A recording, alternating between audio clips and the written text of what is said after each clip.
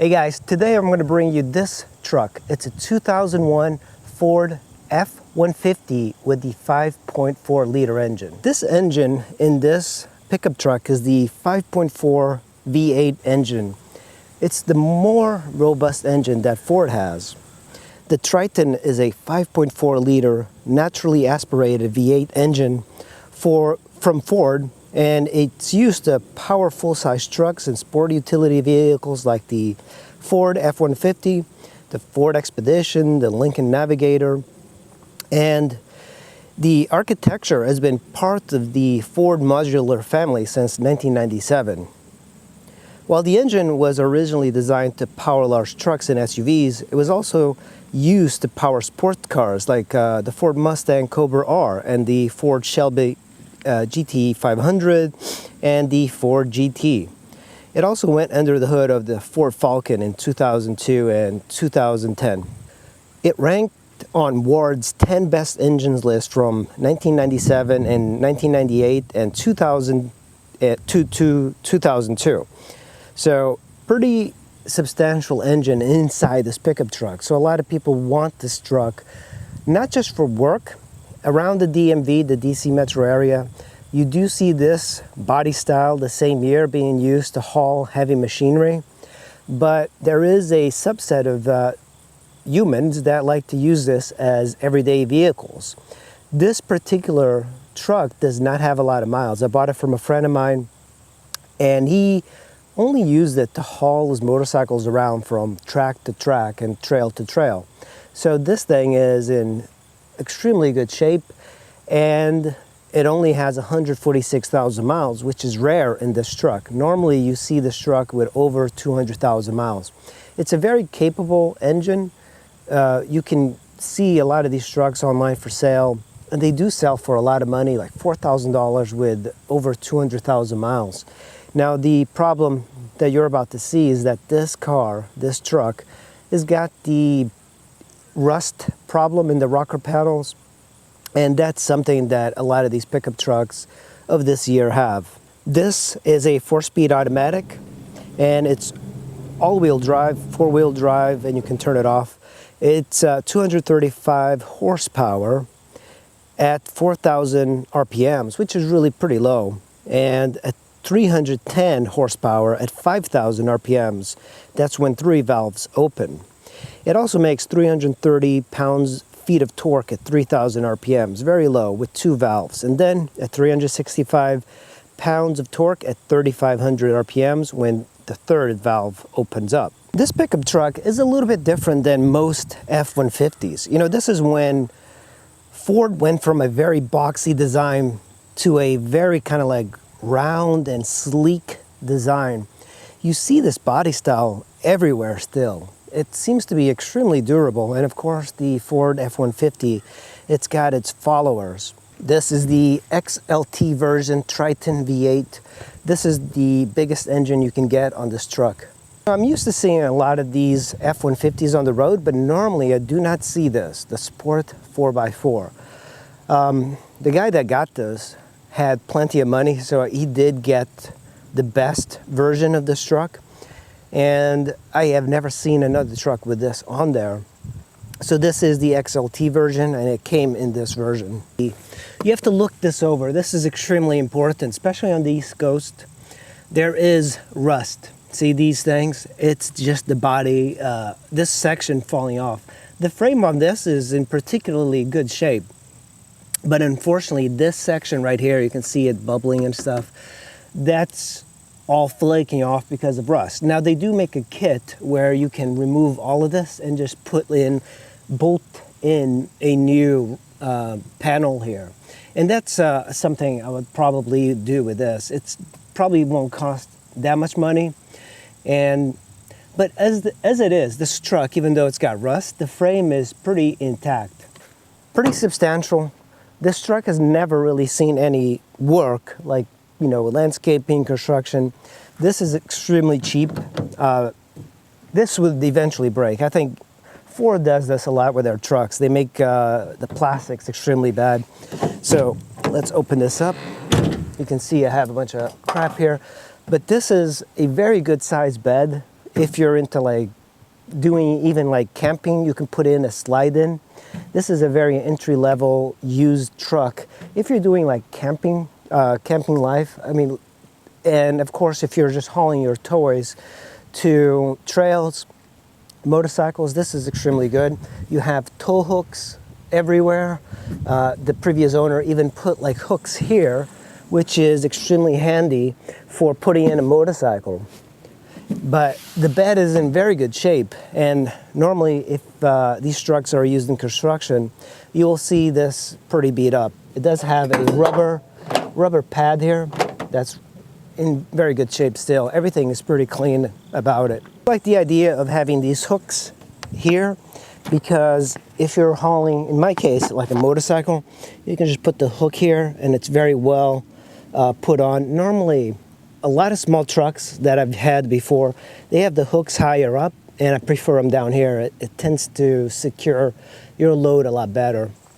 You know, another thing I'll say about the tailgate and the height of the truck, it's not like a modern truck where they made it so much higher up. If you use these trucks in construction, this one is still doable to load various things into the bed of the truck. Pickup trucks have gotten so tall that the effort required to have heavy objects onto the bed has become extremely difficult. And this is something that I don't think pickup truck owners really like. I think having a lower bed is a much usable thing for everyday work. But I think a lot of the problems, and not really problems, is that the Ford F-150 owners, a lot of them are like lifestyle truck guys, so they essentially just get these and they never use the bed for anything. So they never really have to load anything into the bed. But if you have a small truck with a very low bed height, then it's much easier to like lift bags of cement into the back and just kind of move them around. Quality of the tailgate is not very good. It's a very heavy tailgate, but this is extremely bad. It is lockable, which is nice. I'm not sure why you would want to lock it. You know, I know that on Ford Tacomas, this tailgate actually gets stolen because it's so expensive. And it's very easy to steal one of these. It's, you just kind of like lift it up here and that's pretty much gone. You do have a hitch and it's already hooked up for towing a trailer. So here is one of the big problems of this truck. The rocker panels. On this side, you can see that the step is almost breaking down. And if you keep doing this, it'll eventually break. But this is something that on the East Coast, you're going to find is just a lot of rust on this side and on the bed.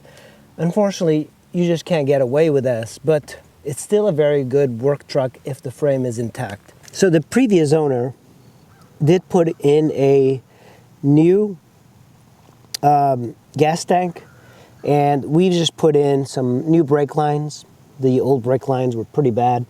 Oil change, gear change. So underneath, give you a shot of the underneath. It's not in too terrible a shape for an F-150 of this year. Normally in the East Coast, you do get a lot of rust. The previous owner did put a new gas tank on it and all the lines to the gas tank. And we just put on new brake pads all around and new brake fuel lines. But it does have some issues here with the rust. Gas cap here on the left side where it should be. Of course, this is a V8, so what this means is that you're going to be spending a lot of money on filling it up. I believe it gets 14 to 15 miles to the gallon. Let's look inside the truck. And this one does have the extra cab. Now, a lot of people, for work, they normally don't get the extra cab. If the step was actually working, you could use the step to go up, but this truck is not extremely high up, so you can use the grab rail to kind of get you up here. This, I like the feature of the extra cab because I'm not really intending on carrying people, so I don't really need the crew cabs for anything. The reason I think the extra cab is a good idea is that you can put it in as a storage mode. If you're working construction, you can just use it to carry expensive tools. Usually a lot of the guys, they'll leave their breaker hammers here, and various like drills and stuff. They'll keep them all in here. But for somebody that's more of a hobbyist, that's also where if I was to go motorcycle riding, put my helmet, put all my gear here, it's out of the way. You keep the front seats nice and clear. I kind of like this idea a lot. Now, I've got them pickup trucks before that are standard cabs, nothing here. And you know, you don't realize how much you need this space, because if you're carrying anything that you don't want in the bed of the truck, then you basically have a huge mess on your passenger seat. And of course, if you are carrying a passenger, they're going to be sitting on stuff. Now, you could use the bed, but what if you're, you know, just getting groceries? You don't want the groceries just getting all over the place in the bed. But having this makes life so much easier. And I do like the clamshell design. It kind of reminds me of a little bit of a Honda Element that's less efficient. This one, it's a pretty proven truck, and I think a lot of people don't realize how fast and powerful these trucks are. They will move. This V8 engine makes a lot of power, and it powers a lot of good sport cars like the Mustang and the Cobra Shelby. Very interesting design as well. It's very streamlined. It's very unlike modern trucks where they're a lot more angular. So on the door, you have this light. Actually, it's one of my things that I don't like. I don't like the battery to drain. So one of the things I would do is maybe like replace it with an LED. It's nice, but I don't feel like that's really that usable. And if you touch this, that is hard plastic, very cheap. It should be nice that they would put like a better sort of thing here, but when you are using these trucks for work, you probably don't want extremely nice velvety thing. So Ford typically uses this kind of like cheap plastic everywhere on their trucks. Door handle might not seem like much, very cheap. The mechanism inside is actually even cheaper, and I've seen a lot of these fail. So it's not uncommon for somebody to roll down the window and then use the outdoor handle to open up the trucks. But it's also very easy to remove and replace. This one has the automatic windows, passenger and driver. You have automatic locks. You have automatic mirrors. So it's kind of cool. Pickup trucks, the pickup trucks I've had, I've never had a lot of these power features. So for me, this is a little bit of a luxury. The side door, you have two pockets, two independent pockets for storage. And this is a little bit different plastic. It's just a different texture. The nice thing about the door for this truck is that you have power adjustment for the driver. So you have up and down, forward and backwards. You have lumbar support right here. Might be hard to see with the sun. And then you have the adjustment for the back, for the tilt right there. But it is nice that they give you plenty of adjustment for the front driver. So typical of Ford, you have your headlights here. You have your dimmer for your dash over here. I'm not a really big fan of this method. I kind of wish they integrated it like the Japanese onto the stock on the steering. This sign where it says pedals is interesting. I've never seen this in a work truck, but it moves your entire brake and accelerator up and down. If I hit the pedals, you can see them moving in. And they go in pretty far, and then you can push them out. That's a complexity thing that eventually might break, and then you're set.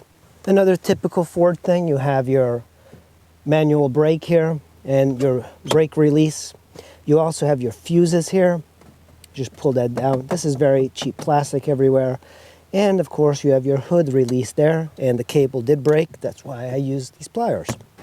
So I am 5'9", and the seat is not fully all the way back, and my knees are kind of touching. If I was to bring a passenger, maybe a worker, this is a tight spot, but very doable. There's actually 3 seats over here. You can fit 3 people here and 3 people in the front. So it does carry a lot of people, but most people are not going to be carrying a lot of passengers back here. This is not the crew cab, this is just the extended cab. And of course, there is a little bit of a hump here. The rear seat, you can get it to go up by doing that. It's got another lever here, and you just bring it up. You can see that this has plenty of storage for suitcases, your gear, tools. You can also remove the seats altogether for even more storage.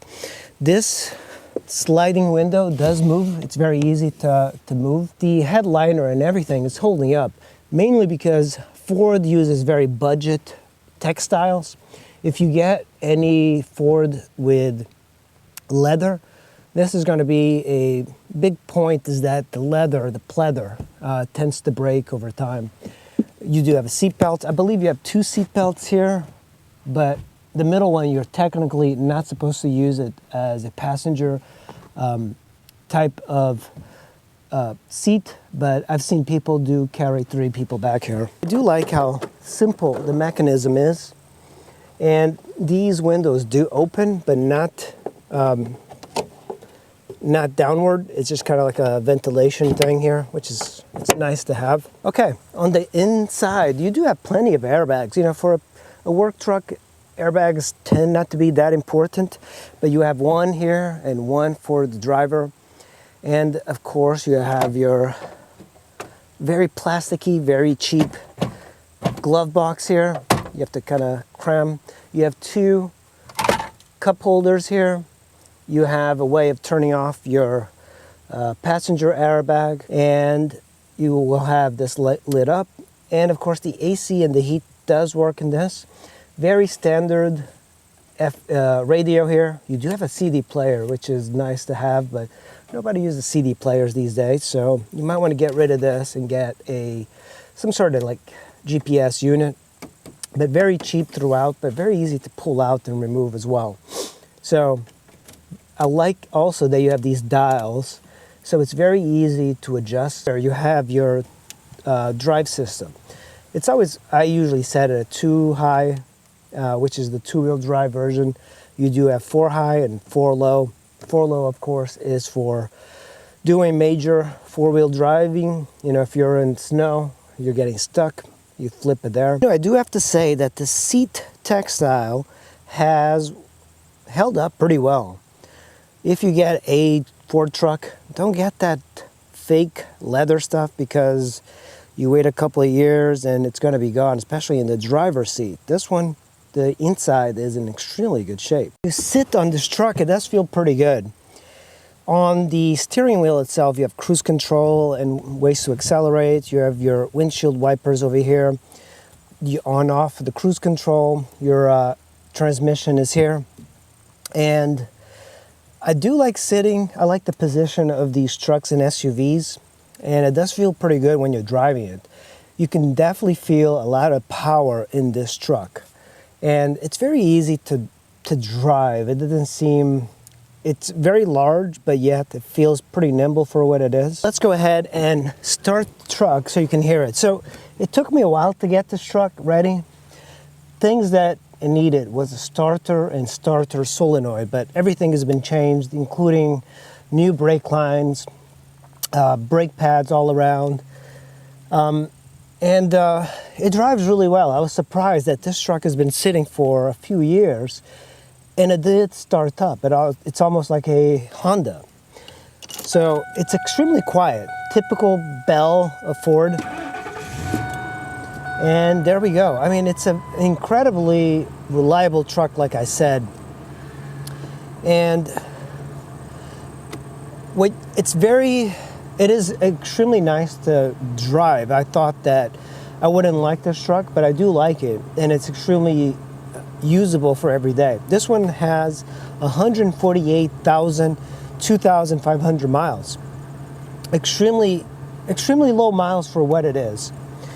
I would be happy with this truck even if it had 2-wheel drive, because a lot of times you don't really need 4-wheel drive unless you're driving in snowy conditions all the time, and the previous owner did use it in the snow. That's why you see a lot of big landscape companies use these older F-150s, because you can get these for $4,000 to $5,000, And even though they have high mileage, they have such a large, reliable engine that it's a 200,000 miles for a V8 is very little.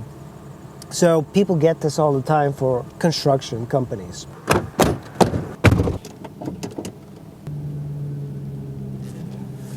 One of the things I'm going to do is I'm going to search for my car scanner, and this tells me some of the inputs, like for example the tach, the coolant temperature.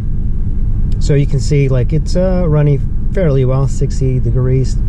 This is where I'm more interested. Average fuel consumption, 19 miles to the gallon. So it's kind of interesting because this truck is a gas guzzler. It does get like 15 miles to the gallon just standing still. You can see average fuel consumption 17.8. We're actually going to take it on the highway. We're going to see how well it does. 17.7 miles to the gallon. On back roads, I'm actually averaging 18.4 miles to the gallon, which is pretty darn good for this large truck. But we're about to hop onto the highway, and I am kind of curious to see how well it does. For me, a pickup truck is a work vehicle or some form of utility, but there's so many people in the United States they love using pickup trucks for just everyday driving. And I'm not really sure what's up with them. I think they're waiting to get some furniture from IKEA or something, and eventually when it comes time to buy a desk or something, they'll go like, hey, I got my pickup truck finally. That seems to be what the majority of people that buy pickup trucks do. It's just in the hopes of getting something from IKEA or whatever. We are on the Beltway on the F150.